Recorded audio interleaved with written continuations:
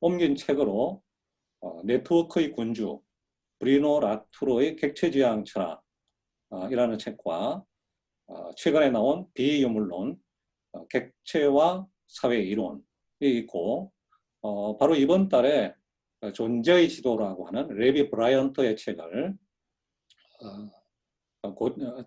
바로 연이어서 발표를 했습니다. 이상으로 지연이와 웅기를 간단히 소개했고요. 오늘 설평을 발표해 주신 권범철 선생님은 도시 연구자이시고 예술가 도시사연구소 연구원으로 활동을 하고 있습니다. 그 다음에 박연실 선생님은 여성문화이론 연구소인데 제가 이력을 보니까 지금 지리산 인근에서 페미니즘 학교를 운영하고 있는 걸로 나타나는 맞습니까? 네. 그 다음에 최여정 선생님은 정치학자이시고 경희대 후마니타스 칼리지의 해고 강사로 나타납니다. 아주 이력은 재밌는 이력인데, 근데 글을 보니까 지금 어디 농촌에서 농업을 하고 있는 것 같아요. 네. 맞나요? 네. 오늘 발표문에서 소개받으리라고 생각합니다. 김영철 선생님은 다중지성의 정원 회원이고 여러 책들의 리뷰어로 활동을 하고 있습니다. 오늘 사회를 볼 저는 조정환이고요. 예술인간의 탄생의 저자이기도 합니다. 그러면 다 함께 박수로서 오늘 집담의 시작을 알리도록 하죠. 네. 손을 올려가지고 저 추천하겠습니다. 그러면은 첫 번째 순서로 권범철 선생님의 발제문 저항하는 자연을 정해서 듣도록 하겠습니다. 예. 네, 안녕하세요. 소개받은 권범철이라고 합니다. 잠깐만요. 네. 또 함께 참가하신 분들을 위해서 다시 한번 안내드리는데요. 채팅창에 오늘 발표문이 올라있기 때문에 다운받으셔가지고 이렇게 열어주시면 고맙겠습니다. 네. 네, 그러면 계속 할까요? 네. 네. 네, 이 책을 읽고, 네, 뭐, 나름의 그런 정리와, 그리고 좀 생각할 것들을 좀 정리를 했습니다. 그래서 주어진 시간 안에 좀 같이 이야기를 해보도록 하겠습니다. 일단은 요즘은 사실 뭘 하든 사실은 이 코로나19 바이러스라는 것에서 좀 생각을 벗어나기가 좀 어려운 것 같아요. 그래서 뭐 많은 분들이 아마 그러시리라는 생각이 드는데요. 같은 그런 오늘날 최근에 그런 바이러스 국면에서도 분명하게 어떻게 좀 이야기되는 것처럼 자연이 파괴되고 있다라든지 지구가 점점 망가지고 있다든지 하여튼 그런 이야기들 그런 것들이 뭐 사실 그런 이야기들을 우리가 접한 지는 굉장히 오래됐다고도 볼 수 있지만 어쨌든 최근 들어서 더욱더 그런 징후들이 분명하게 나타나고 있는 것이 사실인 것 같습니다. 그리고 그렇게 하면서 이런 바이러스가 자연의 복수라는 식으로 많이 이야기되고 있는데요. 그러니까 뭐 아직 원인이 정확하게 밝혀진 것은 아니지만 서식지를 파괴하는 어떤 개발주의 경향으로 인해서 살 곳을 잃은 동물들의 몸에 동물의 숙주에 살고 있던 바이러스가 인간으로 전파되는 그런 것들이 그런 많이 배경으로 많이 이야기되고 있는 것들이잖아요. 그러니까 그러한 의미에서 어떤 자연의 복수로 오늘날의 어떤 자연의 위기를 해석하는 그런 움직임들이 많이 있는 것 같습니다. 그러니까 간단하게 얘기하면 저자의 관점에서는 이거는 어떻게 보면 불가능한 얘기라고도 할 수 있을 것 같은데요. 어쨌든 지구가 이렇게 파괴되는 이야기들이 우리에게 굉장히 좀 어떤 우울한 감정을 안기기도 하는데요. 사실은 저도 약간 그런 면이 분명히 좀 있는데 굉장히 일상사가 막 무의미하게 느껴진다든지 그런 식으로 생각할 정도의 어떤 무기력함이라든지 우울감 그런 것들을 또 많은 사람들이 경험하고 있고 실제로 어떤 기후 우울증에 대한 보도들도 가끔씩 이렇게 보도되고 있는데요. 그러니까 지금의 위기는 굉장히 심각한 것처럼 보임에도 불구하고 딱히 바뀌는 건 없는 것 같고 내가 할 수 있는 것도 없는 것 같다는 그런 감각들, 그런 것들이 우리에게 어떤 우울한 감각을 안기는 게 아닌가. 그러니까 오늘 최근에 어떤 그런 자연에 관련된 기사들의 가장 직접적인 효과가 그런 우울감 혹은 무기력감 그런 게 아닌가 하는 생각이 듭니다. 이런 것들이 우리 신체에 미치는 어떤 효과에 대해서 우리가 좀 많이 생각해 볼 필요가 있을 것 같고요. 그럼 이런 현재 국면에서 이 저자의 책이 어떤 의미가 있는지를 좀 우리가 생각해 볼 필요가 있을 것 같습니다. 그러니까 지금 최근에 뭐 그린 뉴딜이라는 그런 화제라든지 하여튼 그런 관련된 책들이 최근에 또 많이 출간되고 있고 그런 책들이 일반적으로 굉장히 이 시급함에 대해서 어떤 시급한 비상한 대책을 요구하는 반면에 이 책의 저자는 그런 책에 비하면 상대적으로 오히려 굉장히 차분하다는 인상을 주는데요. 어쨌든 그것은 무엇보다 이 저자가 우리에게 어떤 관점의 전환을 먼저 요구하기 때문입니다. 그러니까 그런 관점의 전환이 가장 우리가 먼저 취해야 할 어떤 태도라는 건데요. 그러니까 저자가 이제 보기에는 오늘날의 세계의 어떤 우리가 당면해 있는 문제들, 폭력이라든지 불평등, 어떤 억압 같은 그런 것들의 가장 큰 책임이 어떤 자연과 사회를 별개의 어떤 분리된 개체로 사고하는 그런 것들이 오늘날의 어떤 그런 위기에 직접적인 어떤 책임이 있다고 저자는 그렇게 얘기를 하고 있습니다. 그러니까 그런 것들이 한낱 추상적인 어떤 그냥 아무런 힘이 없는 관념에 불과한 것이 아니라 그런 것들이 세계를 직접적으로 움직이게 하는 계기가 된다는 점에서 이제 그렇다라고 얘기를 하고 있는데요. 그러니까 그런 식의 서사에서는 우리가 앞에서 어떤 자연과 관련된 그런 기사들에서 얘기되는 것처럼 자본주의가 자연을 파괴했고 그에 따라 결국엔 자연이 다시 우리를 파괴한다는 그런 식의 서사가 등장하는 거죠. 그러니까 그렇게 해서 이제 파국으로 치닫는 서사가 이제 일반적으로 이야기되는 것들이고 굉장히 절망적인 그런 감각을 우리에게 주고 있는데요. 그러니까 일단 그렇게 한 사고에서 자체가 자연의 복수라는 사고 자체가 자연이 복수를 한다고 하려면은 자연이 우리 외부에 있는 어떤 것으로 당연히 전제하는 그런 사고가 있는 거잖아요. 그러니까 우리 외부에 있는 자연이라는 것이 있고 그렇기 때문에 자연은 우리와 분리된 어떤 것으로 상정이 되는 거고 그게 바로 저자가 오늘날의 그런 근대성의 위기에 어떤 책임 있는 관념으로 주장하는 것이죠. 근데 저자는 이제 그런 추상관념 대신에 이중내부성이라는 방식을 이야기를 하고 있는데 그것은 자본주의를 자연의 일부로 바라보는 그런 방식을 이야기하고 있습니다. 그러니까 그러니까 자연 속 자본주의, 자본주의 속 자연이라는 방식에서처럼 자본주의는 자연을 내부화하고 자연은 자본을 내부화한다는 그런 식의 생각입니다. 그러니까 이런 관점에서 보면은 인간이 혹은 뭐 자본이 자연을 파괴했다라고 얘기할 수가 없는 거죠. 그 둘은 분리된 별개의 실체가 아닌 거고 그렇기 때문에 저자는 자연은 구조되지도 파괴되지도 않고 단지 이제 변형될 뿐이다라고 이야기를 하고 있습니다. 그러니까 그러면은 이 자연은 파괴되지도 않고 변형될 뿐이다라고 이야기하는 게 그러니까 우리가 지금 굉장히 시급해 보이는 이런 상황에서 어떤 의미가 있는 걸까 그런 것들을 우리가 좀 생각해 볼 필요가 있는 것 같고요. 일단은 뭐 여러 가지 의미가 있을 수 있겠지만 그 중에 하나는 우리가 그러니까 자연의 일부로서 존재하고 있기 때문에 우리가 당연히 변형되고 변형되어 왔다라는 거죠. 그렇기 때문에 우리는 그것을 거부할 수 있는 게 아니라 그러니까 우리의 외부에 있는 것이 파괴되든 변형되든 우리 외부에 있는 것이 아니라 우리 자신이 그 속의 일부로서 스스로 변형되고 있기 때문에 우리는 그것을 거부할 수 없다라는 거. 그렇기 때문에 우리는 그냥 다른 인간이 될 수 있을 뿐이라는 거죠. 그러니까 인간이 될 수 있거나 혹은 뭐 되어야 한다든 할 수도 있고.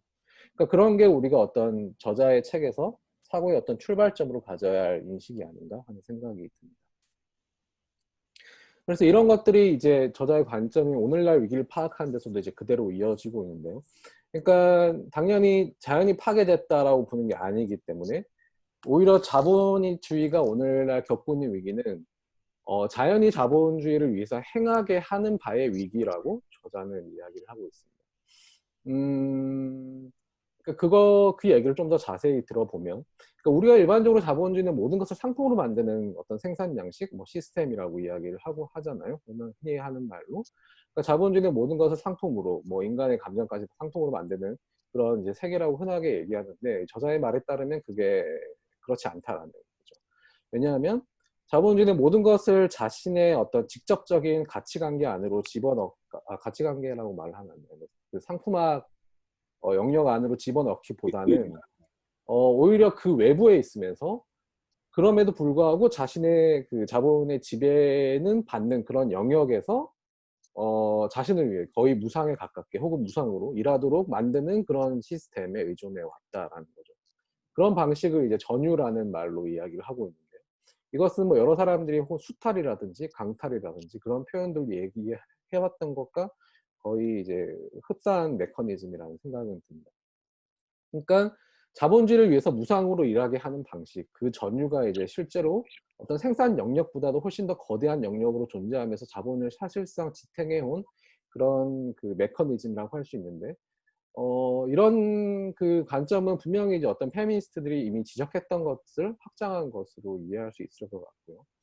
그러니까 뭐 마리아 로스 달라코스라든지, 그리고 또 갈무리에서도 여러 책이 나왔던 뭐 실비아 페데리치 같은 그런 저자들이 지적했던 것처럼 자본주의란 어떤 생산 영역이 그 재생산 영역에서 일어나는 여성들의 비임금 가사 노동에 크게 의존해 왔다라는 거.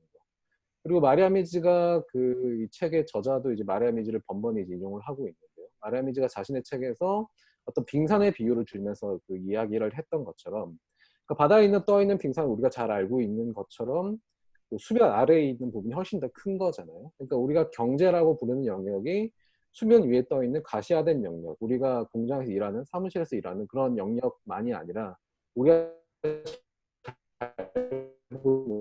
그런 집안의 영역이라든지 어떤 비공식적인 영역의 노동, 시민지에서의 어떤 활동들, 그런 것들을 왜 오히려 더 기대고 있다라고 이제 이야기를 하고 있는데, 지금 저자 이야기는 그런 이야기를 훨씬 더 넓은 영역으로 확장하고 있다는, 그렇게 우리가 그렇게 이해를 할 수 있을 것 같습니다.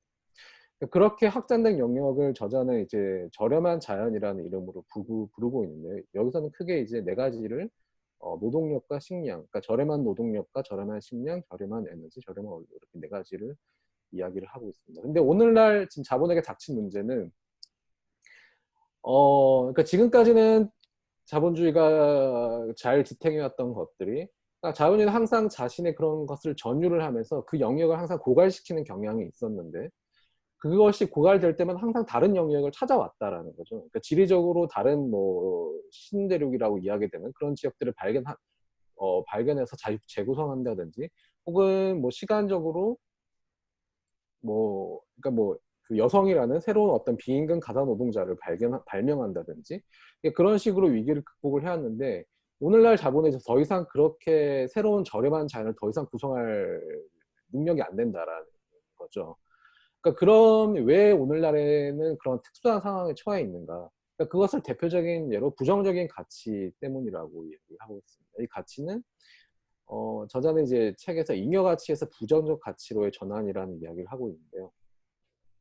그러니까 자본이 지금까지 자신의 외부에 있는 것으로서 대상화하면서 만들어 왔던 그런 자연, 그러니까 자신에게 어떤 선물을 제공하는 자연, 그리고 자신이 쓰레기를 마음대로 아무런 비용도 들이지 않고 버려왔던 자연, 그 두 가지 자연이 더 이상 이제 한계에 부딪혔다라는 것입니다.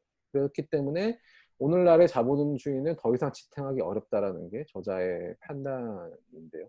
그러니까 그런 부정적 가치로 인한 어떤 변형들이 단순히 어떤 우리가 흔히 얘기하는 환경 문제만이 아니라 인간과 비인간을 모두 아우르는 영역에서 전개된다는 게 중요한 지점인 것 같고요.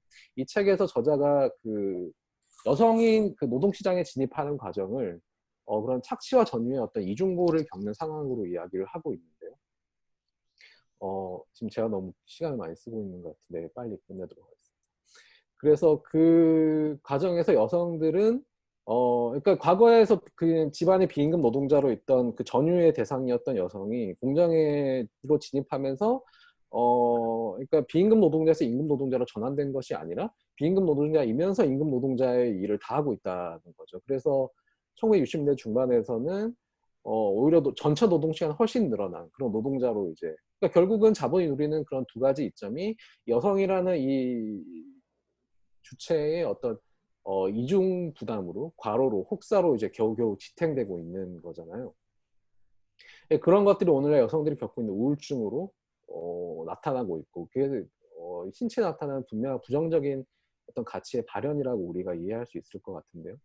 그런 여성들이 사실상 이 재생산 영역을 이끌어 나가고 있는 주체이기 때문에 그런 위기들이 어떤 여성의 위기로만 나타나는 것이 아니라 재생산 영역 전반의 어떤 위기로 확장되고 있는 모습을 그 페데리치는 자신이 쓴 책에서 전해주고 있습니다. 그러니까 그런 상황에서 우리가 목격하는 게 이제 그런 어떤 재생산의 위기이고 그래서 페데리치의 얘기는 그런 재생산 영역을 집합적으로 재구성하자는 그런 하원즈의 구성이라는 이제 이야기로 나아가게 되는데요. 그러니까 이런 것들을 지금 저자가 이야기하는 인간과 비인간을 아우르는 어떤 자연에서의 어떤 전략으로도 우리가 접합시켜서 이해할 수 있지 않을까 하는 생각입니다.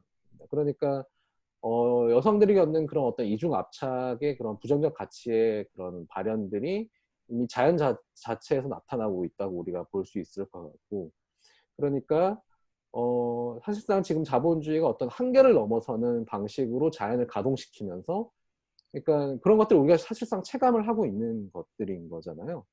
그러니까 그런 식으로 자본주의가 겨우겨우 지탱되어 나가고 있다고 했을 때 저자의 말처럼 이제 자본주의라는 것들이 어떤 식으로든 끝날 수밖에 없다는 걸 인정한다고 하더라도 그러면 그때는 아예 지구라는 것 자체가 끝나지 않는 것이 아닌가 하는 그런 생각도 들게 하는데요. 어쨌든 그 자본주의는 어떤 자연을 조식하는 방법이라고 이제 저자가 이야기를 하는 것에서 우리가 볼 수 있는 것처럼 저자가 계속해서 이 책에서 전반에서 계속해서 강조하고 있는 지점인데 그러니까 어떤 이 위기의 문제라는 것은 그런 자연을 조직하는 방법에서 생겨났고 그런 조직하는 방법에서 자본주의가 구축해 놓은 사회적인 아니 그, 네, 그 관계들이 오늘날의 위기의 사실상의 어떤 진앙지라는 것이죠. 그러니까 사실상 우리가 지금 어떤 바이러스 국면이라든지 기후 위기의 국면에서 우리가 지금 계속해서 주목하는 것은 그런 소위 파괴되고 있다는 그런 자연 현상 자체인데 그러니까 사실 우리가 문제화해야 하는 것은 그런 것이 아니라 자본주의적인 그런 관계 자체 그런 것들이 더 훨씬 더 우리가 문제화하고 문제 삼아야 하는 것들이고 이런 것을 우리가 논의의 초점으로 가져갈 때 뒤에 또 다른 발표자인 선생님께서도 그렇게 지적하고 계시지만 어떤 적색과 녹색의 접합 지점이라든지 그런 것들도 우리가 새롭게 생각해 볼 수 있고 그리고 앞에서 페데레치가 얘기했던 그런 재생산 영역의 어떤 커머닝 같은 것들도 우리가 지금 이 저자의 논의에서 연결해서 좀 더 풍성하게 확장해 볼 수 있다는 생각이 듭니다. 네, 제가 너무 길게 했습니다. 이제 여기까지만 하겠습니다. 감사합니다.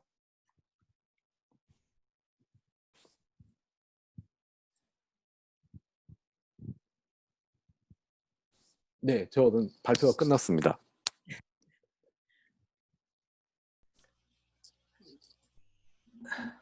마이크를 갖다가 끊어가지고 미안합니다. 아, 네. 예. 아, 예, 선생님 아무 말씀 안 하셔가지고. 아, 예. 저 울림이 있는 것 같아가지고 아, 네. 하는데요. 그, 네. 권범철 선생님께서 그, 이 생명의 거물 속 자본주의라고 하는 책이 왜 갈무리에서 나오게 됐는지를 이야기해 준 것과 거의 다를 바 없다라는 생각이 들어요. 그간에 이제 아우토노미아 이론이라거나 그런 데 대해서 우리가 주로 많이 소개를 해왔었는데 지금 이 제이슨 무어의 책이 그 이탈리아 그 페미니스트 특히 이제 자율주의적 경향의 그 페미니스트들의 그 생각하고 깊게 연결돼 있다라고 하는 거. 그래서 마리오 로자 달라 코스트라거나 실비아 페드리치라거나 마리아 미스라거나 이런 사람들의 이미 얘기했던 어떤 내용들을 이렇게 가져오는 그런 측면이 있다라는 것을 말씀해 주셨고, 지금 발표에서는 별로 언급이 안 됐지만 데 안젤리스 같은 사람들의 그 이야기도 발표문에서는 언급을 하고 있습니다. 네, 다음 그 발표는 박연실 선생님 그 발표인데요.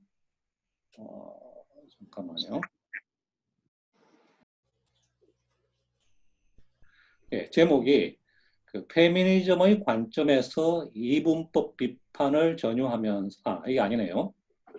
제가 이건 선생님 글을 읽고 내가 요약한 내용인데, 지금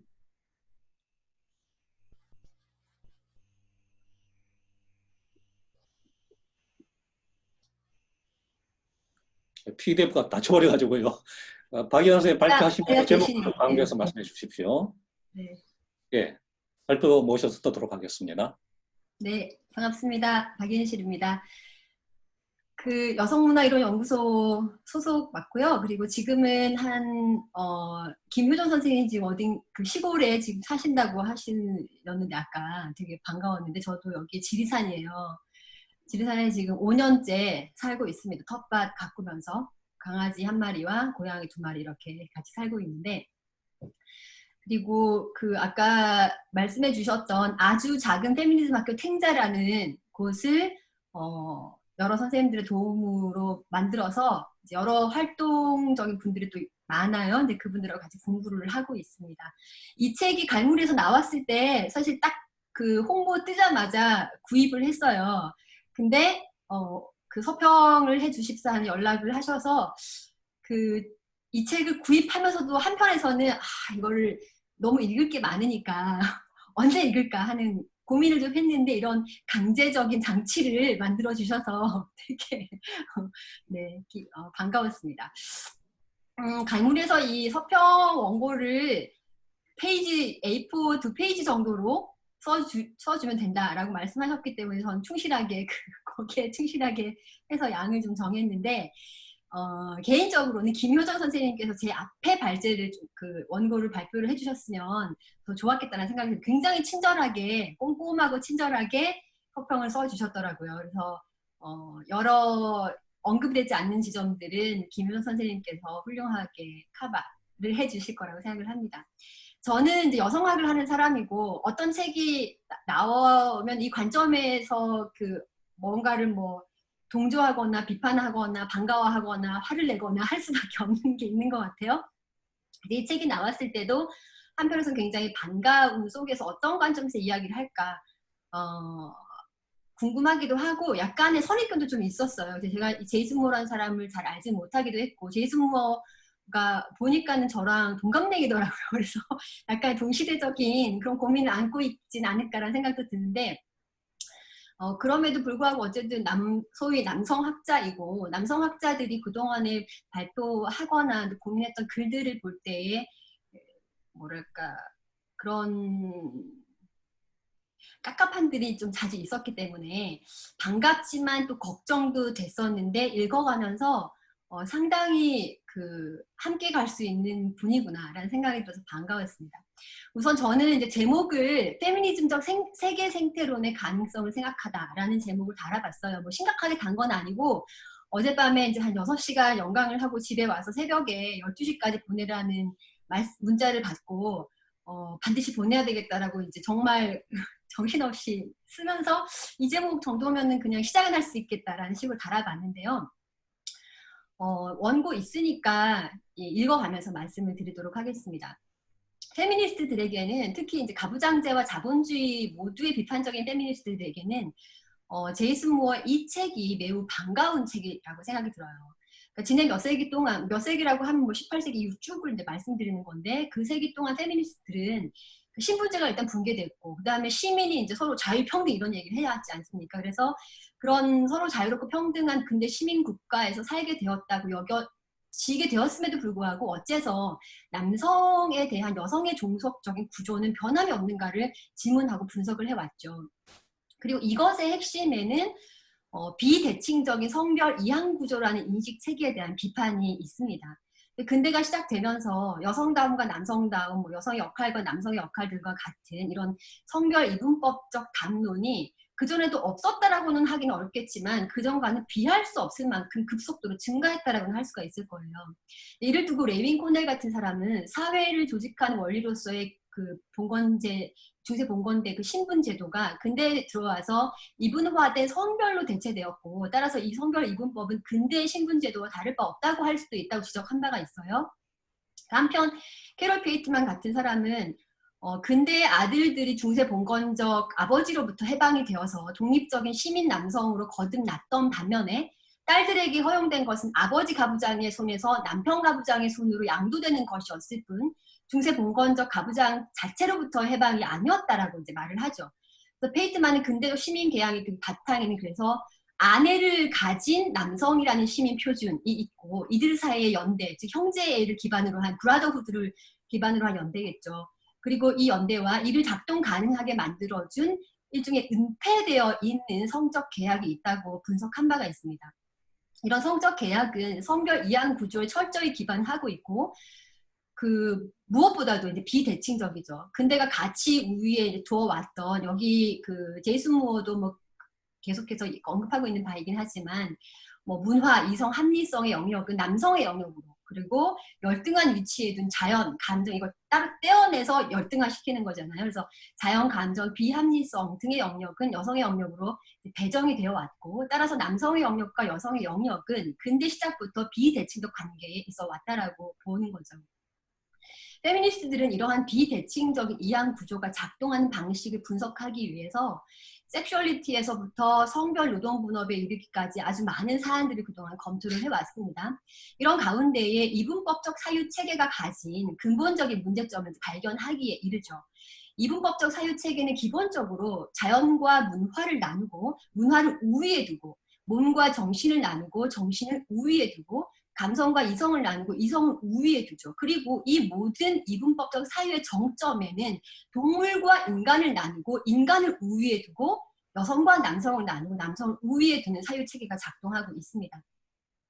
이러한 이분법적 사유 체계를 이제 문제 삼음으로써 페미니스트들은 왜 여성들에게 가사노동과 양육노동과 같은 특정 노동만이 이상적인 노동으로 배정이 되는지 근대에 들어와서 그리고 그 노동에 대한 대가가 왜 주어지지 않는지 왜 여성들은 임노동의 장에서 노동할 때조차도 성차별적 임금 격차에 시달리게 되는지 왜 여성의 일은 본업이 아니라 부업으로 여겨지고 본업은 이제 가정주부로 여겨지잖아요. 그게 아니라면 또 진지한 업이 아니라 자아실현을 위한 개인 활동 정도로 여겨지는지 왜 임금노동을 하는 여성들이 가정에서 가사노동과 양육노동 등의 부불노동, 제이슨 무어의 표현으로 그리고 역자의 표현일 수도 있는데 표현으로 용어로는 이제 무상일이죠. 그러한 부불노동을 여전히 도맡게 되는지 등을 이제 질문하고 분석을 해왔습니다. 또한 이와 함께 낭만적 사랑의 이데올로기 혹은 동성애 혐오와 이성의 규범성 여성의 가정주부화, 모성 이데올로기, 아동기 개념의 등장 등과 같은 이런 일종의 이데올로기적 장치들이 이런 구조를 지속시키는 데 역할을 해왔음을 밝혀왔죠. 그리고 페미니스트들은 기본적으로 자본주의가 합리적으로 이윤을 추구하는 독립적인 경제적 인간이라는 관념에 기반해서 작동하는 경제제도라고 생각하지 않습니다. 그러니까 그 주류 경제학자들은 이렇다라고 얘기를 하지만 그래서 그런 입장을 가지고 있는 페미니스트들이 이 책을 읽을 때에 제이슨 무어가 이렇게 얘기하는 바들은 굉장히 잘 호응을 하고 있다. 서로가 잘 호응될 수 있는 어떤 사유체계다라는 생각을 하게 되는데요. 예를 들자면 24쪽에 나는 자연 슬래시 사회의 이원론이 근원적으로 근대성의 폭력에 가담한다고 주장하고 있다. 인종과 젠더, 섹슈얼리티, 유럽 중심주의의 이 이원론들, 그 모든 이원론의 원인, 즉 자연과 사회의 이항 구조를 다룰 적기다. 그리고 124쪽을 보면 우리가 유상, 무상, 일의 결합을 전제로 삼는다면 자본주의와 가치체계는 자본의 소유주와 노동력의 보유자 사이의 관계로 환원될 수 없다. 사회적 필요 노동시간의 역사적 조건은 사회적으로 필요한 무상일이다. 이 부분에 이제 아렌트의 인간의 조건에서 그 세 가지 활동을 나누고 있는 부분을 살짝 더 떠올리게 되기도 한데 혹시 읽으신 분 상기가 되실 것 같아요.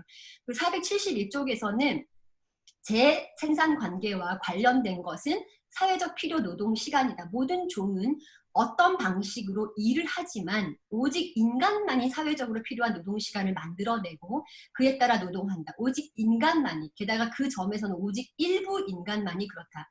가치, 법칙, 가치에 관한 이론이 아니라 가치의 실제적인 역사적 작용은 매우 특정한 의미에서 인간 중심적이다. 오직 인간의 노동력만이 가치를 직접 생산한다. 나무 또는 말 또는 지질학적 분화구는 대가를 지불받을 수가 없다. 그런데도 상품화된 노동력은 말이나 나무의 무상일이 없다면 아무것도 생산할 수 없다.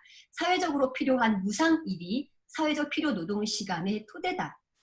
끝으로 473쪽에서는 필요 노동 시간을 단축하기 위해 자본은 자본의 회로 바깥에 있지만 자본주의 세력권 안에 있는 생명의 무상일을 극대화하고자 하는 문명을 가동하는 동시에 강제와 동의, 합리화의 다양한 조합을 통해서 그런 문명을 창출하려고 노력한다. 앞서서 뭐 낭만적 그 사랑 이데올로기 뭐 여러 가지 말씀을 드렸잖아요. 그것과 해당되는 어떤 요소인 것으로 보입니다. 그래서 페미니스트들은 이미 오랫동안 계급의 문제를 다루는 자본주의 비판, 즉 적색이죠.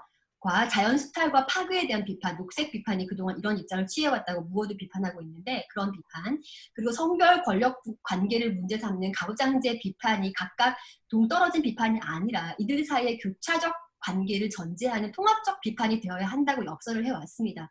예를 들자면은 이중체제론이라든가 가부장제와 자본주의를 동시에 봐야 한다라는 혹은 가부장체제론, 이것은 이제 한국에서는 고정갑비 선생님이 주장하고 있는 논의인데 자본주의를 가부장제의 연장선에서 분석을 해야 된다는 그런 입장으로 예를 들 수가 있을 것 같습니다. 이런 맥락에서 제이슨 무어가 이 책을 통해 하고자 한 작업, 즉 데카르트적 이분법에서 탈피하여 세계를 인식할 필요성을 역설하고 착취와 전유를 개념적으로 명료하게 구분하면서 자본 축적이 어떻게 근본적이고 기본적으로 자연, 식민지, 여성의 생산에 대한 전유를 토대로 하고 있는지 이 부분은 마리아미주도 얘기한 바가 있죠. 그리고 무상으로 혹은 한껏 값싸게 가져다 사용하기 위해 전유 대상의 자연화가 어떻게 일어나는지 등을 촘촘하고 반복적으로 제시하고 있는데요. 이것은 페미니스트에게도 매우 활용도 높은 통찰을 얻을 수 있게 해준다고 합니다. 특히 자본주의에서 생산 노동 영역을 바깥에 위치되면서 동시에 생산의 필수적인 요소들이 구성되는 방식과 유지되는 방식을 꼼꼼히 살피다 보면 왜 자유와 평등을 토대로 한 근대 시민국가의 등장과 생산수단을 소유한 자본가와 생산수단을 소유하지 못한 프롤레타리아로 구성되는 생산관계, 이것을 기반한 자본주의 경제체제 등장이 동시에 이렇게 이루어졌는지, 그리고 이 과정에서 여성에게 어떤 일이 벌어져 왔는지를 보다 통합적으로 살펴볼 수 있게 해준다고 봅니다. 중세신분제 사회에서 허용되지 않았던 자유와 평등이 근대 시민국가에서 실현되기 시작함과 동시에 생산수단을 소유하고 있지 못하기 때문에 생존을 위해서는 노동력을 자본가에게 팔 수밖에 없는 상황이 또 왜 함께 일어나는지, 즉 노동력을 팔 자유는 있지만 이조차도 이제 여성들에게 매우 늦게 허용되었죠. 근데 팔 자유는 있지만 어쨌든 팔지 않을 자유는 보장받지 못했기에 실질적인 자유와 평등을 누리고 있지 못하다고밖에 할 수 없는 이 구조가 왜 나란히 등장하게 되었는지에 대해서도 보다 명료하게 이해할 수 있게 해준다고 봅니다. 또한 이런 과정에서 여성이 무상 일을 도맡게 만들고 여성이 하는 일을 가치가 덜하거나 혹은 무상의 일로 인식하도록 하는 풍토가, 그러니까 사랑의 이름으로 하는 거잖아요. 돈 안 받고 이렇게 하는 풍토가 어떤 장치들을 통해 어떤 방식으로 구축되었는지도 보다 분명하게 사유할 수 있게 해준다고 생각합니다. 제이슨 무어의 표현대로 자연과 사회가 각각 따로 존재한다고 보지 않게 되면, 즉 자연 속의 사회, 사회 속의 자연이라는 관념을 가지고 분석에 들어가게 되면 지금까지 서로의 연결성이 흐릿하거나 혹은 아예 보이지 않았던 것들이 사실상 매우 촘촘하고 긴밀하게 연결되어 있다는 것이 드러나게 되겠죠. 21쪽에서 무언이 이렇게 말하고 있습니다. 인간은 환경을 형성하고 환경은 인간을 형성한다. 현재 새로운 패러다임이 가능한데 나는 그 새로운 패러다임을 세계의 생태론으로 부를 것이다. 세계 생태론은 우리가 21세기 난제를 해결할 수 있으려면 지적으로 필요할 뿐만 아니라 정치적으로도 필요하다. 아까 권범철 선생님 말씀하셨던 그 코로나 코로나 시대에 여성들이 감당하고 있는 이 노동과 관계가 양적으로 더 많아지고 있죠. 집에서 폭력은 더 많아지고 집에서 해야 될 노동은 더 많아지고 그렇습니다. 노동 조건은 또 더 열악해지고 있다는 보도가 잇따르고 있습니다. 여성 학자들은 논문 발표를 지금 더 못하고 있다라는 얘기도 드리고 있고요. 코로나로 대변되고 있는 이 자연이 인간 사회의 일종의 보복 혹은 응징을 가하고 있는가라는 이야기 많이 하죠. 그렇다면 억울한 일입니다. 코로나로 대변되는 이 문제를 양산시킨 장본인들은 뭐니 해도 자본가들일 것이기 때문입니다. 무어의 말대로 생태의 문제 따로 자본주의 따로가 아니라 자본주의 경제가 생태를 대상으로 악행을 저지르고 있는 것이 아니라 자본주의적 자연에 돌이킬 수 없는 시스템적 부하가 걸린 것이라고 봐야 되겠죠. 그렇다면 이것은 무엇의 종말을 예고하는 것인가? 자연인가? 아니면 자본주의적 자연인가? 혹은 자연 속의 자본주의인가? 라는 질문을 또 해보게 됩니다. 페미니스트들에게는 여기에 한 가지 그런데 더 물어야 할 것이 있어 보입니다. 뭐냐 하면 양육이라는 이 무상일 이전에 출산이라는 인간 생산 자체가 이 자체는 착취와 전유 어디쯤에서 놓여 있는 것인가라는 질문입니다. 그래서 이 질문이 무어의 이 세계 생태론에서 해결되지 않는다면 우리에게는 그저 세계 생태론이 아니라 페미니즘적 세계 생태론이 필요한 것이 아닌가라는 질문을 해보게 되었습니다. 그래서 이제 제목이 그렇게 단 거고요. 끝으로 저는 이 책을 읽으면서 일종의 지구라는 그 물풍선을 보는 것 같은 느낌이었어요. 그래서 물풍선이 이렇게 있고, 물론 풍선이 이제 터지지 않는다는 조건 하에 있으면은 이걸 이렇게 눌러가지고 이거를 자연의 영역으로 두고, 그 다음에 그거를 전유하고, 그 다음에 이렇게 또 상품으로 만들어서 착취하다가 이게 또 안 될 것 같으면 이렇게 또 비틀어서 또 다른 부분에 자연의 영역을 또 만들고 그것을 또 전유하고 이런 식의 야금야금 이렇게 해온 것이 일종의 자본주의적 자연의 역사 혹은 자본주의의 역사라고 할 수 있지 않겠는가라는 생각이 들더군요. 저는 이제 텃밭 바로 옆에서 살고 있기 때문에 텃밭에 있는 그 많은 생명체들이 저에게 어떤 영향을 미치고 제가 하는 일들이 텃밭을 어떻게 만드는지를 굉장히 직관적으로 경험할 수가 있습니다. 그래서 그렇기 때문에 오히려 또 그 무어의 이 책이 더 직관적으로 어떤 와닿는 지점이 있었던 것 같아요. 제 서평 원고는 여기서 마치도록 하겠습니다. 네, 고맙습니다. 저희 스모 어쨌건 남성이니까 우려를 가지고 이 책을 읽기 시작했는데 그래도 상당히 이제 참조할 수 있는 내용으로 판단했지만 그래도 출산의 문제를 어떻게 이제 볼 것인가라는 쟁점을 가지고 세계 생태론 일반이 아니라 페미니즘적 세계 생태론이라고 하는 것이 필요하지 않을까라는 문제를 제기하신 것 같아요. 나중에 그 질의응답 시간에 좀 이런 문제를 둘러싼 토론이 이루어지면 좋겠다라는 생각이 듭니다. 예, 다음 순서로는 최효정 선생님 발표인데요.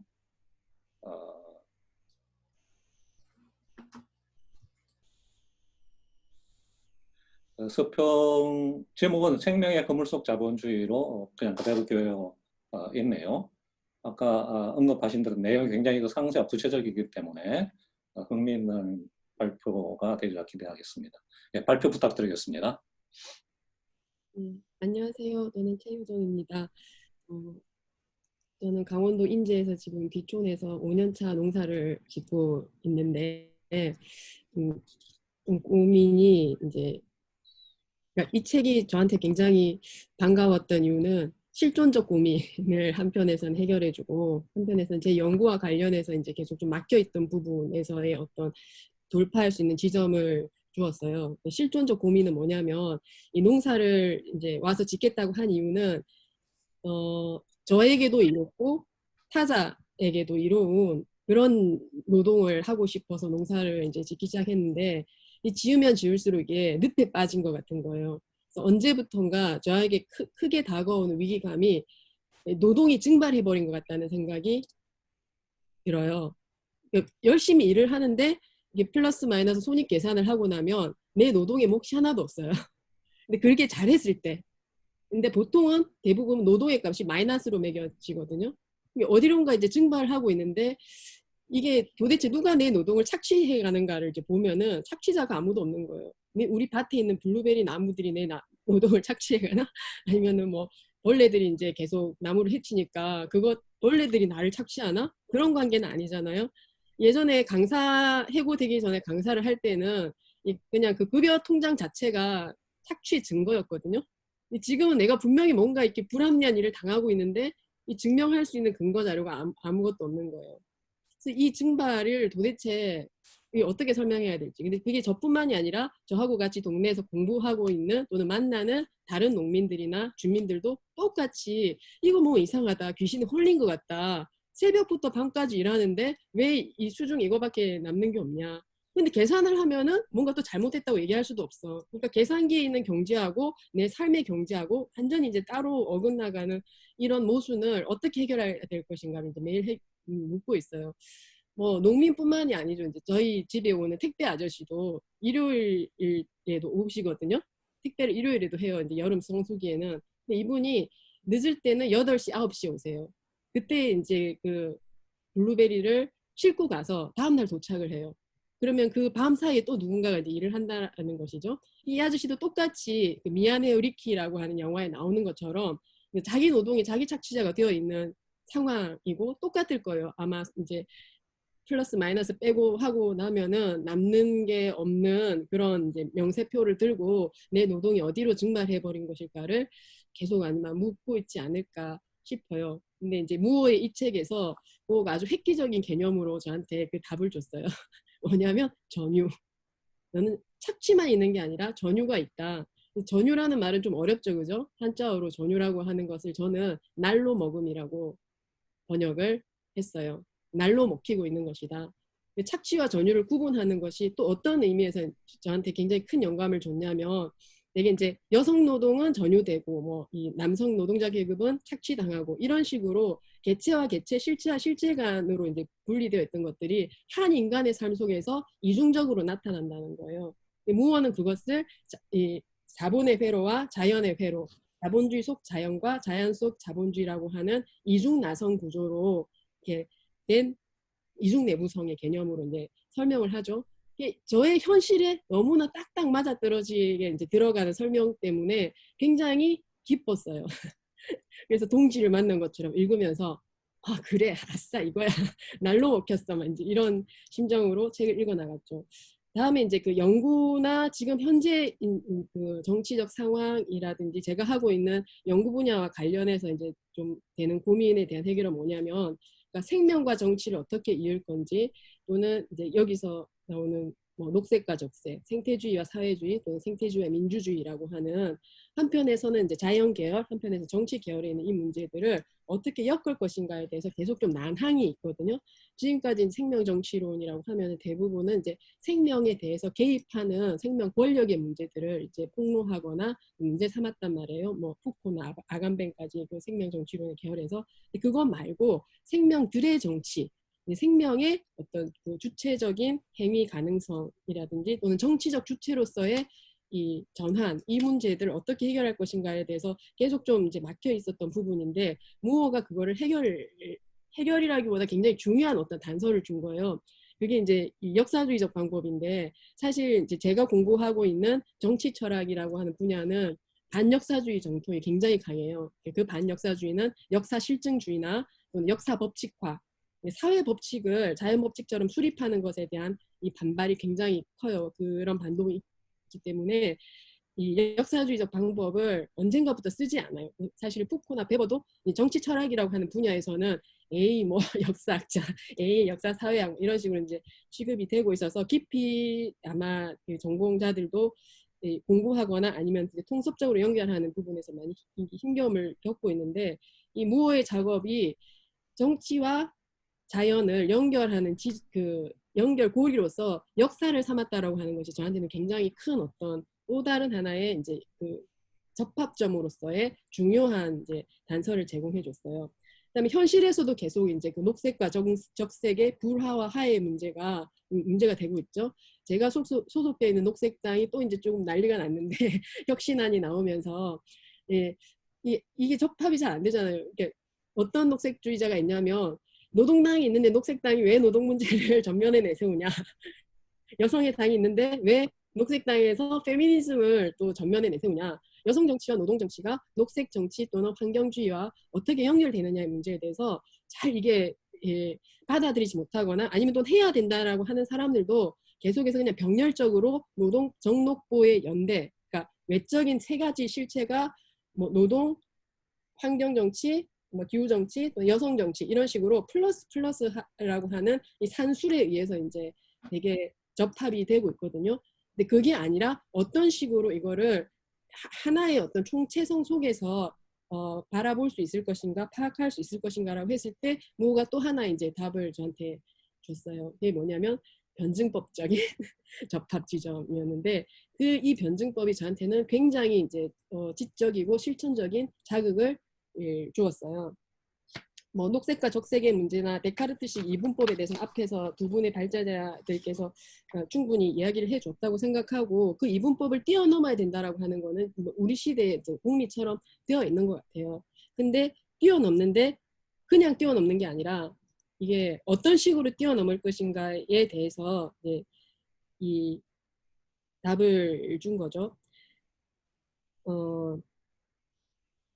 어쨌든 하나의 실체로서 자연과 하나의 실체로서의 사회라고 하는 것을 규정을 하려면 이 폭력적으로 균질화하거나 평준화하거나 양화하는 작업이 이제 필요한데 그것을 하지 말자라고 하면서 생명 종들의 다양성이나 주체들의 어떤 고유성을 주목하자라고 하는 녹색 사상이나 또는 페미니즘 사상 속에서도 균질화하려고 하는 그런 흐름이 사유의 경향성으로서 이제 계속 나타나고 있는 면이 있죠. 그래서 대표적으로 이제 탄소 환경주의가 요즘 저는 그런 경향적 위험성을 갖고 있다고 생각하거든요. 그러니까 녹색 좌파와 녹색 우파 이렇게 갈라버리면 너무 이념적이니까 좀 그런데 어쨌든 하나의 단일한 환경주의 사상 또는 녹색 사상이라고 할 수 없는 이 분명한 전선들이 나타나고 있는데 지금 현재 코로나 위기나 기후 위기를 돌파해 나가려고 하는 사회 실천들의 중요한 경향성이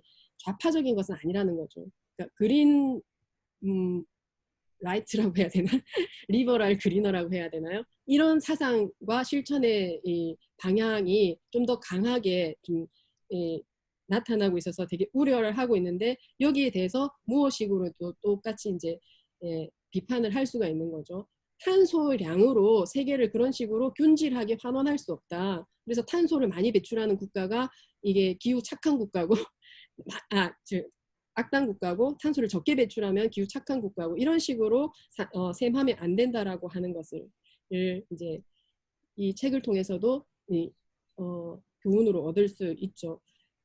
탄소를 전면에 이제 내세우고 기술주의적인 이제 지구공학으로 이 해결책을 찾게 되면은 에너지 하나의 체제를 다른 에너지 체제로 변경할 수 있다라고 하는 이 지구 관리자적 관점에 이제 인간이 또 서게 되고 이건 역시 마찬가지로 기존에 실패해왔던 또는 비판받아왔던 인간 중심주의라고 하는 사고와 데카르트적 이분법을 재생하고 강화하는 결과를 낳을 수밖에 없는 거죠. 그리고 그 속에서 젠더나 계급이나 인종이나 남반구와 북반구 사이의 글로벌화된 계급적 격차라든가 경제적 사회적 격차라든가 차별의 관계, 착취와 전위의 관계가 다 이제 은폐되고 있는데 지금 현재 녹색 운동 또는 녹색 정치라고 할 때, 환경 정치라고 할 때는 그 부분들을 깊이 고려해야 되지 않는가라는 질문을 무어도 던지고 있다라고 생각이 돼요.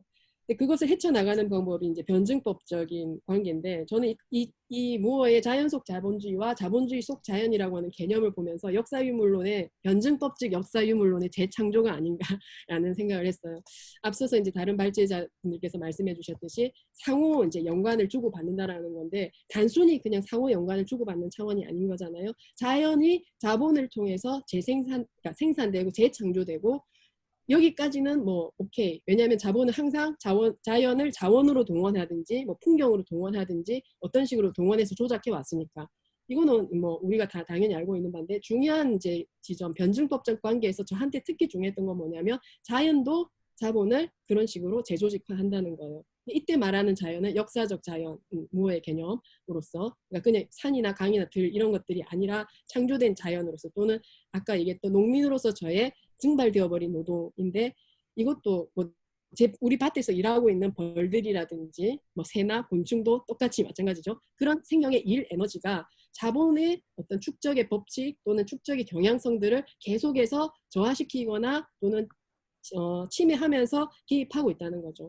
그러니까 이 오이코노미아라고 하는 이제 기존의 통치 또는 경제, 뭐 생태라고도 번역할 수 있는데 이 개념은 계속해서 그 대상들을 불러와서 이 개입하면서 배치하잖아요. 오이코노미아의 주체가. 근데 무어의 이 오이케이오스라고 하는 개념은 그게 아니라 이 상호 주체성과 관계성을 이제 드러내면서 서로가 서로를 조직하는 어떤 방식의 그게 이제 어떤 그물과 다발이라고 하는 개념으로 이 무어가 표현하고 있는데 보여주는 거죠. 그 중에서 특히 이제 저항한다. 아까 이제 권범철 선생님이 말씀하셨던 생명들도 저항한다. 그래서 그냥 그대로 동원되어서 배치되는 수동적인 객체가 아니라 어떤 주체로서 뭔가를 하고 있다라는 거죠. 그거는 이제 정치적 주체로서의 행위 주체성을 우리가 포착할 수 있는 중요한 지점이 되는 것이죠.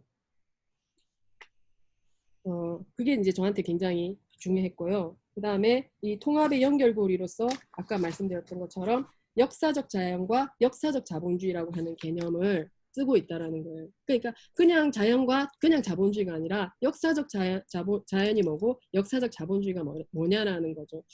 이게 그러니까 생명의 그물 속 자본주의라든가 우리 책 제목에 있는 뭐 생태 경제론 이런 거 이거 굉장히 이제 추상적이고 근데 듣기에는 잘 이해가 안 돼요. 책 내용도 사실 읽어보시면 대중적으로 잘 이렇게 술술 읽히지는 않아요. 굉장히 이제 복잡하고 사변적인 논변과 여러 가지 이제 역사적인 뭐 이 근거들, 사실 근거들, 이론들이 이제 쭉 끌어져 와서 이 배치가 되고 있는데 그런데 역사적인 패턴을 이제 드러냄으로써 그거를 따라갈 수 있게 되는 거예요. 그리고 그 역사의 패턴이 저한테도 우리에게도 지금도 나타나고 있다라고 하는 것을 이제 보여줬다는 것이 이 굉장히 큰 의의가 아닌가 저는 그렇게 생각을 합니다.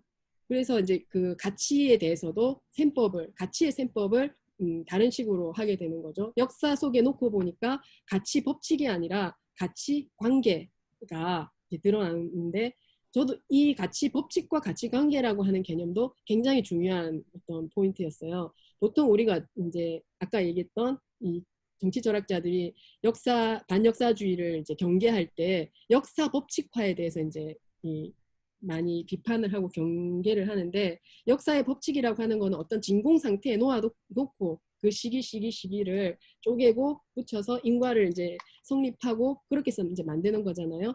뭐 자본주의의 가치 법칙도 마찬가지죠.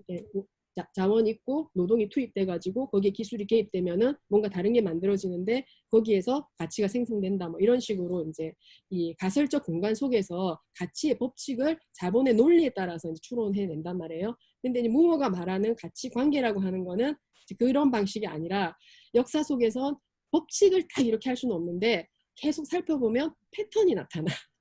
그 패턴을 보면은 자본주의 초기의 시초 축적 단계에 나타났던 패턴이 지금도 나타나고 있다. 너의 삶을 한번 들여다보면은 그게 어디선가 또 증발되고 전유되거나 착취되고 있는 패턴이 나타나고 있을 거라고 하면서 역사의 패턴을 통해서 가치들의 관계를 이제 입증을 해내죠.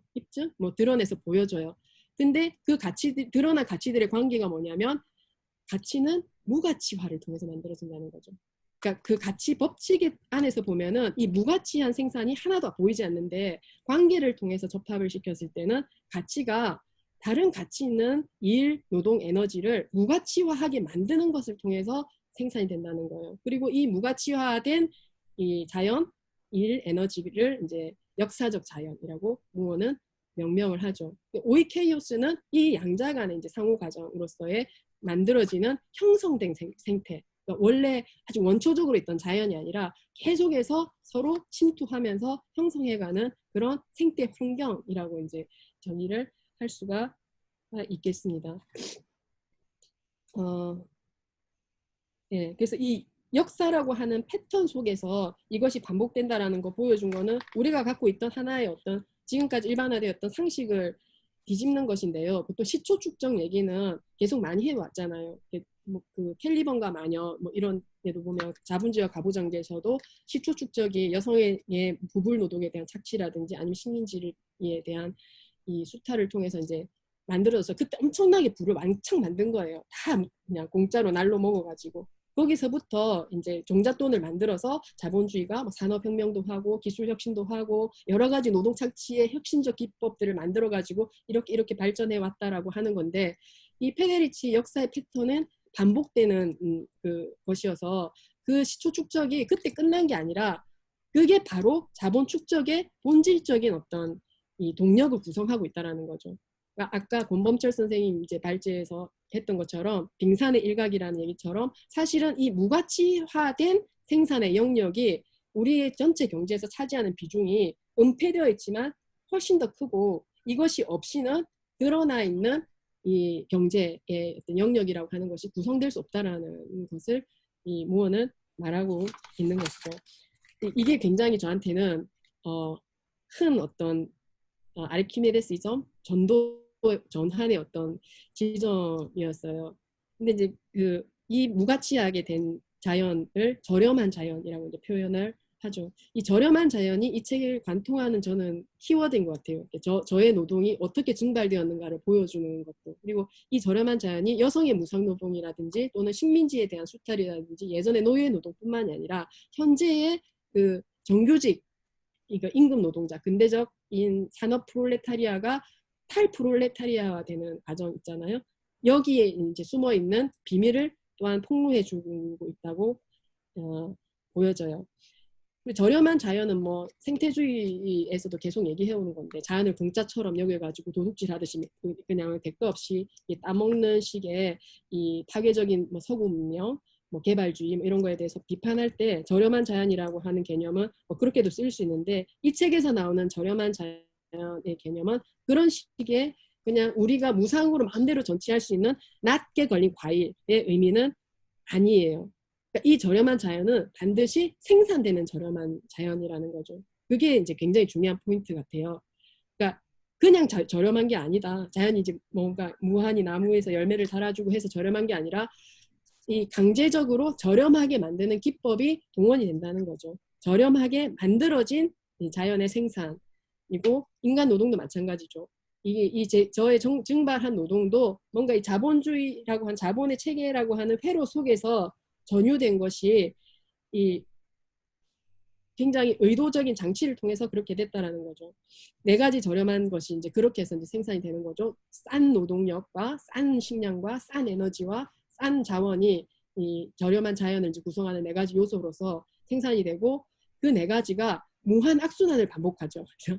저렴한 노동력, 농민의 노동이 저렴한 식량을 만들어내고 저렴한 돼지가 저렴한 또 노동자의 식탁에 오르게 되고 그 저렴한 노동자가 다시 저렴한 에너지와 저렴한 또 이 자기 노동을 통해서 자원을 생산하고 그 자원이 다시 또 저렴한 노동력을 뒷받침하는 이런 악순환적인 이제 무한 궤도 속에 배치를 시키는 거예요. 누가? 자본이. 이 축적의 동력이 자연을 그런 식으로 이제 배치를 시키는데 그냥 배치가 되지 않죠. 너 와서 이렇게 해. 뭐 돼지야 새끼를 낳아라 하면은 돼지들을 시킨 새끼를 낳고 여자 여러분 아이를 낳으세요 하면 아이를 낳고 노동자 여러분 이거 뭐 하세요 하면은 하고 하지를 않죠. 왜냐면은 각자의 위치에서 어떤 저항적 주체성을 막 발휘를 하거든요. 그러니까 이 환경 오염의 문제뿐만이 아니라 그러니까 그 쓰레기를 다 뒤집어 쓰고 있는 것이 아니라 쓰레기가 된 존재들이 이제 함성을 존재의 아우성을 막 내지르는 것이죠. 그러니까 이 공짜로 만드는 일에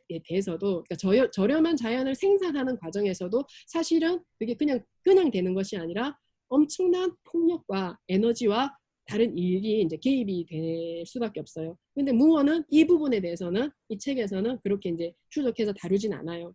저렴한 자연의 어떤 식으로 이 자본의 축적의 기본 조건이 되는가, 가장 근본적인 조건이 되는가에 대해서만 이제 강조해서 얘기를 하고 있죠. 그러면서 이제 이 가치 법칙을 가치 관계로 전환을 시키면서 착취와 전유라고 하는 것을 구분해내게 되죠. 그러니까 가치 법칙 속에서는 전유가 전혀 문제가 안 되잖아요. 착취는 얘기할 수 있어요. 노동이 이제 이렇게 투입됐는데 이만큼의 이윤이 생겨났는데 가치가 생겨났는데 자본가는 이만큼 가져가고 노동자는 이만큼 가져가고 여기서 이제 착취가 발생하는 거잖아요. 근데 이 자본의 회로 속에서는 착취가 설명이 되는데 날로 먹은 전유는 설명이 안 되는 거예요. 그거는 이제 자연이라고 하는 이 역사적 자연을 가져와서 자본주의 속 자연, 그러니까 내부화된 자본주의의 내부화된 자연의 문제를 봤을 때만 이 전유 관계가 해명이 되는 거죠. 그런데 문제는 뭐냐면 이 전유 문제를 해결하지 않으면 착취 문제도 해결이 되지 않는다라는 거예요. 이게 이제 북반구가 남반구에 대해서 갖고 있는 자기 모순적 한계, 그다음에 이 한국 사회 내부에서도 상층 부르주아지가 또는 상층 프롤레타리아가 아니고 상층의 프롤레타리아가 하층의 프롤레타리아, 정규직 노동자가 비정규직 노동자에 대해서 갖고 있는 자기 모순적 이 문제와 이제 동일하게 같은 메커니즘으로 해결이 되는 거죠. 그래서 우리에게 요청되는 것은 이 전유의 문제를, 날로 먹는 문제를 어떻게 해결할 것이냐 하고 이 이중 내부성 속에서 얽혀있는 상호 관계성 속에서 하나의 주체, 그러니까 자연, 생명의 일 또는 생명의 일 에너지라고 이제 무어가 표현하고 있는 이들의, 그러니까 대상화되지 않으려고 끊임없이 이제 노력하는 이 주체들을 어떤 식으로 정치화할 것이냐가 저에게 이제 마지막 순간에 과제로 남은 문제였어요. 프론티어도 이제 굉장히 중요한 개념이었는데 식민지는 우리가 많이 쓰니까 뭐 식민지라고도 할 수 있는데 굳이 프론티어라는 용어를 쓴 것은 제가 봤을 때는 이제 이 영토적인 지리성으로 이제 구획된 거를 좀 넘어가려는 장면이나 그런 것이 아니었는가 싶고 뭐 아닐 수도 있는데 저한테는 어쨌든 그렇게 좀 이 교차하는 새로운 구획선을 만들어내는 하나의 개념어가 됐던 것 같아요. 그러니까 북구와 남구, 뭐 1세계와 3세계 이런 식으로 나누어진 것이 아니라 저 속에도 이제 내재화되어 있는 이 자연화되어 있는 몸, 그러니까 아무도 나에게 대가를 지불하지 않는 노동, 마치 우리 밭에서 벌이 일하듯이 농민도 일하고 있고 또 돼지가 일할 때 아무도 이제 그 대가를 지불하지 않는 것처럼 그런 식으로 되어 있는 자연화되어가는 이 몸과 그 다음에 내가 생산한 어떤 농업 생산물은 계속해서 자본의 체계 속에서 상품화되어서 시장에서 유통되고 있잖아요. 그리고 이제 전유되고 있는 노동은 그 유통의 회로 속에 이제 계속 빨려 들어가고 있는 것이죠. 근데 이제 두 개가 나누어져서 한쪽은 굉장히 이제 시장화된 농업은 비판하는데 전유되고 있는 이 노동에 대해서는 이 여성의 사랑이나 헌신과 마찬가지로 농민의 어떤 낭만주의적인 이 색채 또는 뭐 생태주의적 삶 이런 걸로 이제 계속 얘기가 되고 있고요. 근데 이게 농민이나 여성뿐만이 아니고 또는 동물뿐만이 아니라 지금 노동자들한테도 똑같이 나타나고 있는 현상이라고 저는 봤어요. 그러니까 이 프론티어를 이제 확대할 대로 확대해서 북극, 남극까지 다 지구 전역을 다 먹어버렸어요. 다 날로 다 전유를 해버려서 이걸 확대할 수가 없는데 21세기 이미 그 상황은 끝났다고 봐요. 그러니까 아무리 생산을 해도 이제 그걸 소비할 사람이 없는 거예요. 어디 팔아먹을 데도 없고 생산해봤자 쓰레기만 되는데 이런 식으로 이제 완전히 팽창된 이 프론티어에서 마지막으로 21세기 들어서 이제 자본이 찾아낸 프론티어가 결국은 인간 자연과 비인간 자연의 신체이고 그 다음에 그 신체를 수탈하는 방식이 저는 시간적 착취라고 봤어요. 그러니까 그 택배 아저씨의 그 노동에서 이제 그 시간을 추출해내는 거죠.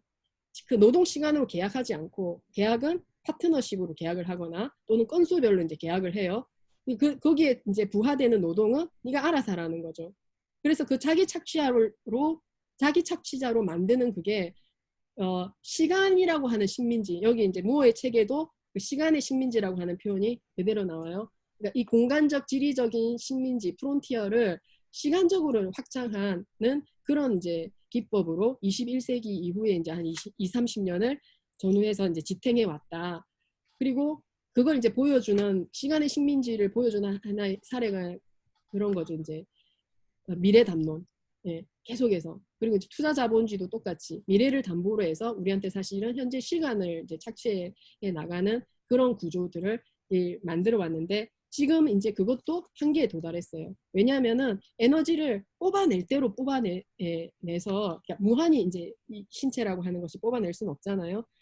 그러니까 돼지들도 죽고 닭들도 죽고 노동자들도 죽고 다들 이제 고갈되어서 소진되고 있는 상태의 이런 것이고, 거기에 코로나가 덮쳐오고 뭐 조류 독감이 덮쳐오고 그다음에 그다음번에 이제 재난들이 계속 덮쳐오겠죠. 이러한 상황에 이제 처한 것이 지금의 상황이고, 이 자연의 위기라고 하는 것은 그대로 자본 축적에서의 중요한 이제 그 위기가 도래했다라는 것을 얘기하죠. 그래서 저는 지금 이제 나오고 있는 뉴노멀이라든지 또는 뭐 탈자를 붙인 여러 가지의 기획들이 사실은 자본의 탈자본주의적 기획, 그러니까 다른 자본주의로 이행 전환하면서 계속 자본주의적의 모순을 축적의 위기를 돌파하려고 하는 자본의 탈자본주의 기획이다라고 이제 생각을 합니다. 근데 잘 안 되고 있어요. 왜? 생명들이 저항하기 때문에 잘 안 되고 있는데, 근데 이제 우리가 이게 좋다고 웃을 만한 일은 아니죠. 왜냐하면 이 자본의 위기나 자연의 위기가 곧 이 지구의 하나뿐인 이 지구라는 별에 거주하는 우리 존재 모두의 이제 위기이기 때문에, 뭐 자본주의가 망하면 그 다음에 새 세상이 오느냐? 아니잖아요. 그러니까 절멸이냐? 아니면은 이제 완전한 어떤 혁명이냐의 이 물음 앞에 우리가 놓여 있는 건데, 자본주의 위기는 이제 절멸로 가는 거고, 그다음에 혁명을 해야 되는데 이 혁명에서 이제 어떤 혁명을 할 것인가가 문제가 되는 거죠. 지금 이제 우리에게 요청되는 혁명은 분명하게 생태주의적인 혁명, 삶의 방식을 완전히 바꾸라고 하는 그런 생명의 혁명을 요청하고 있다라고 저는 생각을 합니다. 어쨌든 이 무어의 책도 사실은 답을 주고 끝내지는 않아요. 마지막 문장이 보면은 이제 어떻게 할 것인가 이렇게 끝나죠. 근데 예, 그리하여 자본주의가 지금까지 생존할 수 있었다. 하지만 자본주의는 얼마나 더 오래 살아남을 것인가, 이런 물음으로 끝나는데, 그 뭐 여기에 대한 답은 우리가 사실 다 알고 있죠. 오늘 내일 하고 있고 그날이 내일이 될지도 모르겠어요. 사실 뭐 그 지구온도 2도 상승 뭐 1.5도 하면서 8년 7년 남았다라고 하는데, 그것도 사실은 추론된 가설이잖아요. 역산해서 그렇게 뽑아낸 가설이고, 내일 아니면은 내년에 이제 어찌 될지 모르는 그런 상황에 이제 처해 있는데, 어떻게 해야 될까 그러면 라고 했을 때 이 책 하나의 이제 영감을 주는 거는 있어요. 왜냐하면 이 상호 관계성 속에서 파악할 때 우리가 자본의 운동, 자본 축적의 동력, 경향성, 방향과 반대 방향에서 다른 자연의 매트릭스를 재구성할 수 있지 않을까, 조직할 수 있지 않을까라고 하는 이제 단서거든요. 그러니까 그 내셔널리즘의 시대에 인터내셔널 운동을 했듯이 이 구획되어서 민족의 영토에 갇힌 노동자들이 다시 이 종적 구획을 횡적으로 나누면서 인터내셔널 노동운동을 해나갔듯이 지금도 그걸 못하리라는 법은 없다. 그런데 이때 우리가 주체를 어떻게 구성해야 될 것인가를 생각해 보면은 그동안 이 노동계급에 포함되지 않았던 이 책에 아주 상징적인 질문이 나오죠. 동물은 노동계급의 일원인가? 그거에 이제 우리가 대답해야 될 차례가 되었다라고 봐요. 그러니까 인터내셔널을 했다면 지금은 인터스페시즈를 할 수 있지 않을까? 그런 횡단의 교차성들을 만들어서 새로운 정치적 주체를 재구성해야 되지 않을까? 왜 그렇게 못하겠어? 라고 하는 이제 생각을 책을 마지막에 이제 놓으면서 했어요. 얼마 전에 이제 워커스라고 제가 연재하는 이제 매체가 있는데, 거기에 이제 공교롭게도 동물이라고 하는 개념으로 워커스 사전에 기고를 했는데, 마지막 문장을 그렇게 끝냈어요. 만국의 노동자여, 돼지와 단결하자. 자본에 맞선 생명들의 반란, 저항, 정치를 적극적으로 조직하고 상상해내는 지식과 과학과 문화의 어떤 역할이 지금 굉장히 필요하다라고 생각을 합니다. 그리고 무어의 이 책도 그런 면에서 볼 때 그런 문화적이고 과학적이고 지식의 차원에서 그 생명의 정치라고 하는 것을 옹호하는 중요한 업적 저작이었다라고 평가를 하고 싶습니다. 이상으로 마치겠습니다. 네, 고맙습니다. 권범철 선생님이 이 텍스트를 좀 역사적 환경, 그 이론적 환경하고 연결을 지었고 박연실 선생님이 그 페미니즘 관점에서 이 책을 좀 검토를 했다면 최혜정 선생님은 이 텍스트 굉장히 충실한 방식으로 하면서 자기 삶하고 연관 짓고 그거를 종간연대라고 하는 굉장히 큰 운동적 과제하고 이어서 말씀을 해주신 걸로 들었습니다. 마지막 순서인데요. 김영철 선생님께서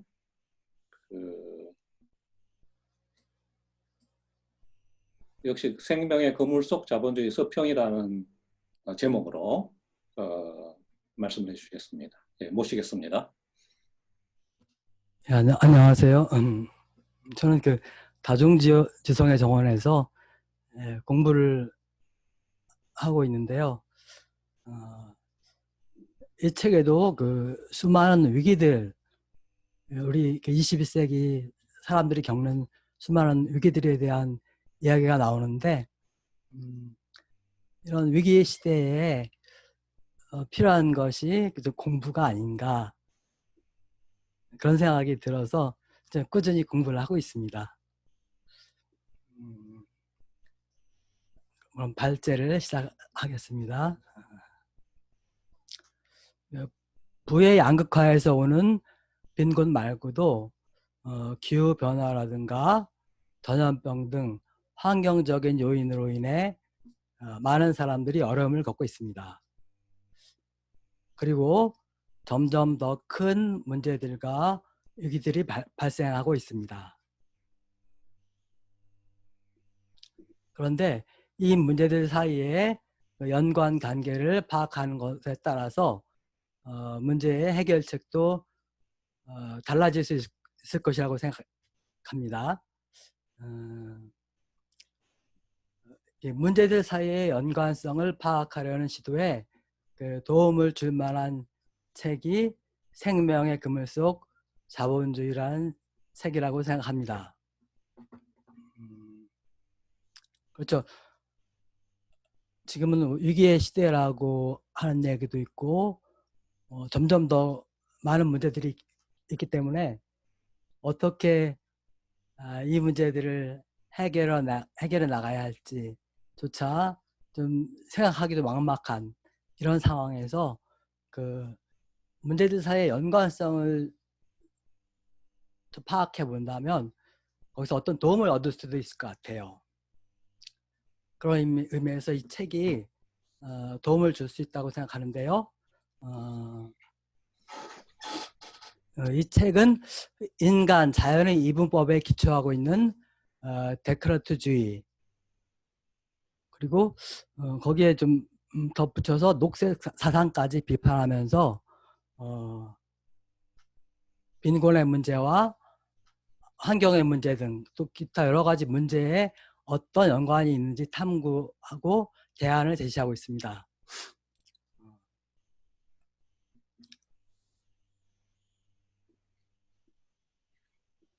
그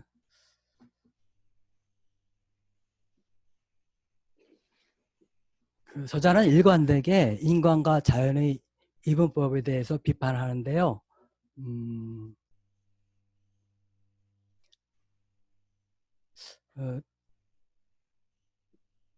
인간과 자연의 이분법의 창시자라고 하시는 데카르트, 그리고 근대 세계의 성장과 함께 이런 세계관이 곳곳에서 힘을 발휘하게 됩니다.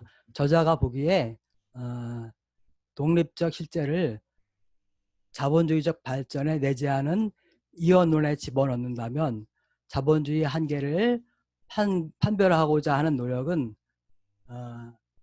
별다른 성취를 이뤄낼 수 없다고 얘기합니다.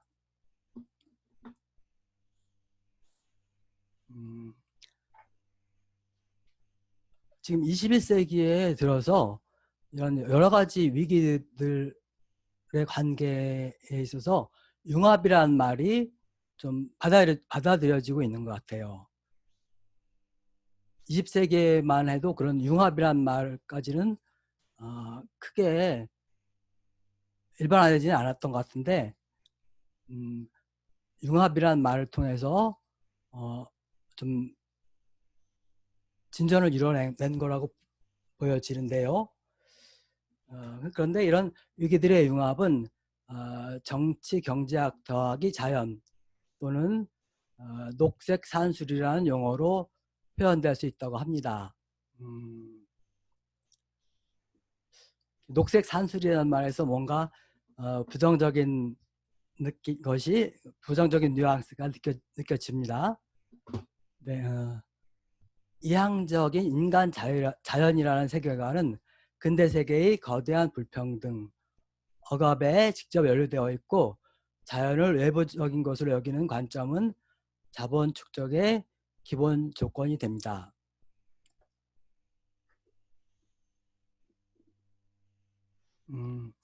어떤 여러 위기들 사이의 융합이라는 어떤 진전에도 불구하고 지나칠 수 없는 비판점은 인간 자연이라는 이분법을 그대로 간직하고 있다는 것이죠.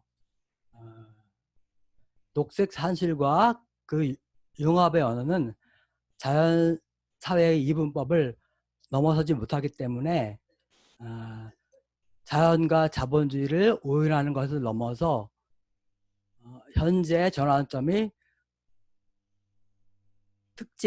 특징을 산출할 수 없다고 합니다.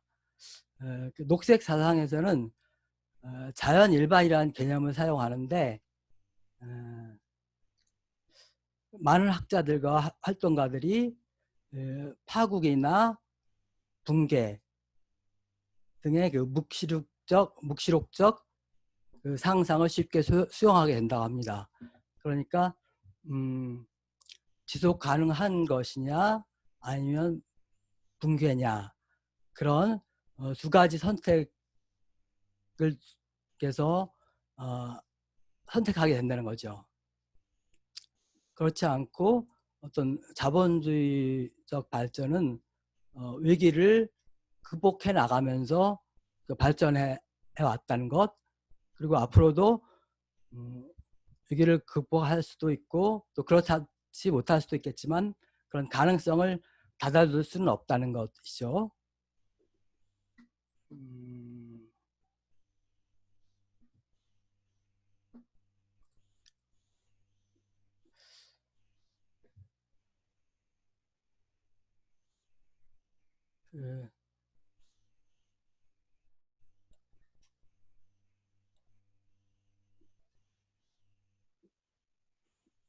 저자가 이론을 전개하기 위해서 몇 가지 개념을 사용하는데 그 중에서 중요한 것은 세계 생태론이라든가 오이케이오스 이런 것, 그리고 그 자본의 축적 과정과 자연을 연결시키는 그런 문제들이 를 통해서 좀 더 그 체계적이고 좀 치밀하게 이런 그 데카르트적 이혼론을 극복하는 것을 시도하고 있습니다.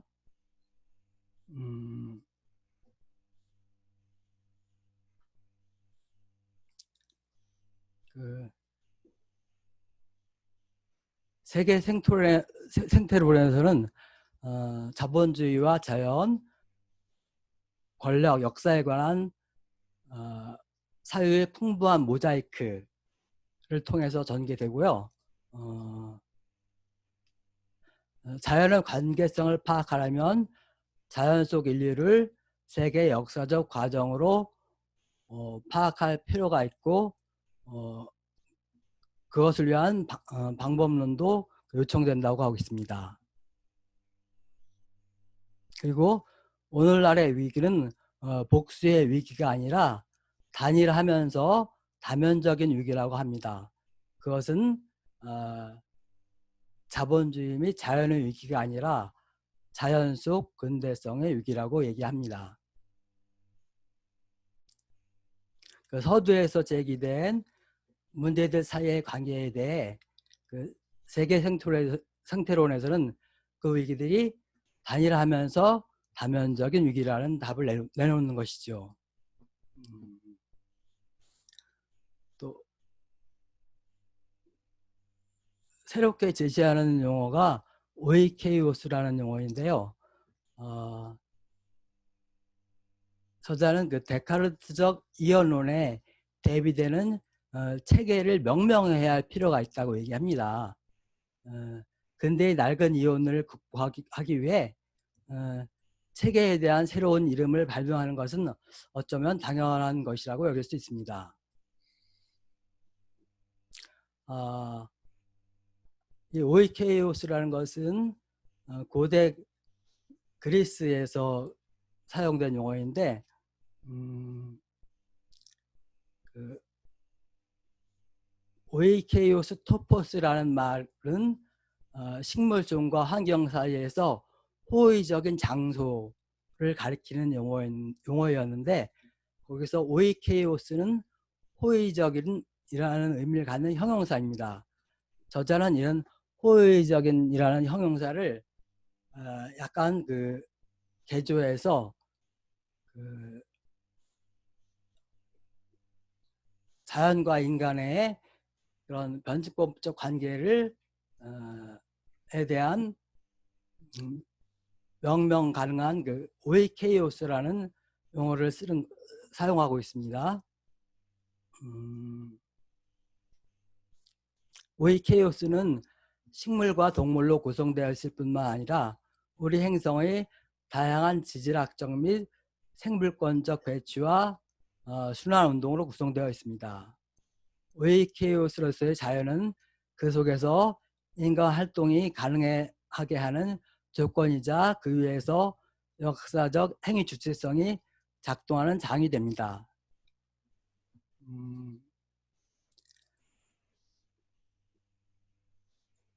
그리고 자본의 축적 과정에 대해서 아까 앞서서 발제자들 분들께서 이야기하셨지만 그 자본 축적 과정에서 자연을 공짜로 또는 공짜에 가깝게 얻는 것과 뗄 수 없는 과정이 그 자본의 축적 과정이라고 얘기한다는 것. 그리고 이런 자연에 대해서 공짜 또는 공짜에 가깝게 얻는 것을 전유라고 부른다는 것을 아까 그 발제자들 분께서 말씀하셨던 그런 내용과 유사합니다.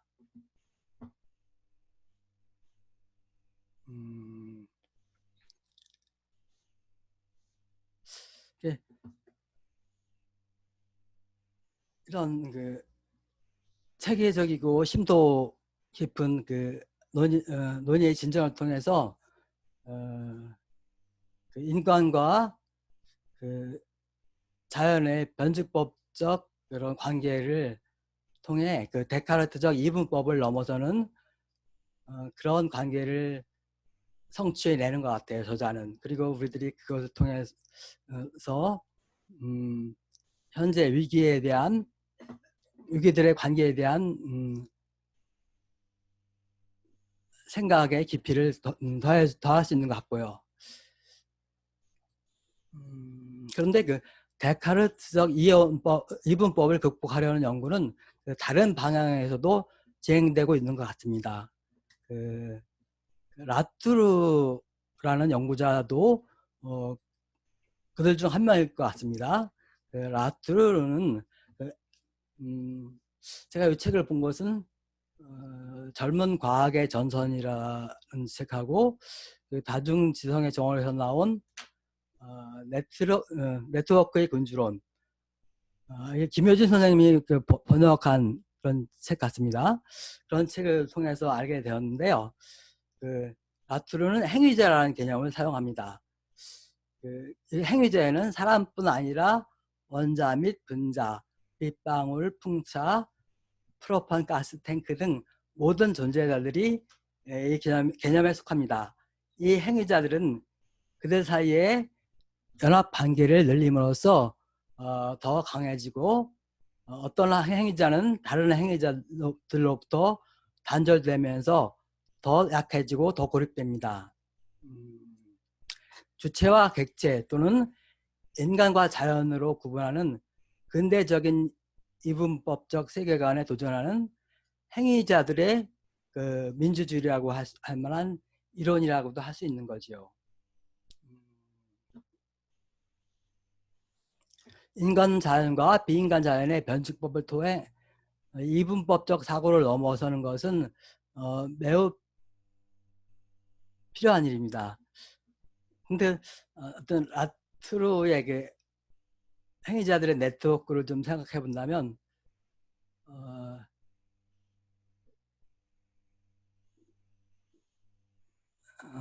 금은속 자본주의가 지나치게 그 인간과 비인간 자연의 관계를 지나치게 강조하는 면도 있지 않나 그런 생각을 해볼 수도 있을 것 같아요. 그러니까 여러 가지 관계들은 그것들마다 특성이 있을 것이고 각각의 관계적 특성들 사이의 관계를 파악하는 문제 역시 중요하기 때문에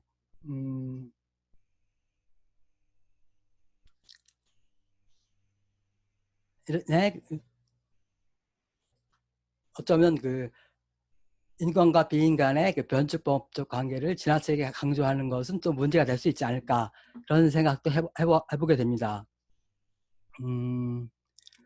그 세계 생태론에서도 단일하면서 다면적인 위기라는 것을 말하는 것을 보면 행위자들의 네트워크 이론 비슷한 측면도 있다고 생각하는데 네, 그런 생각이 들면서도 어쩐지 좀 그 각각의 관계가 갖는 특성들에 대해서 좀 부족한 부분도 있지 않나 그런 생각도 해보게 되고요.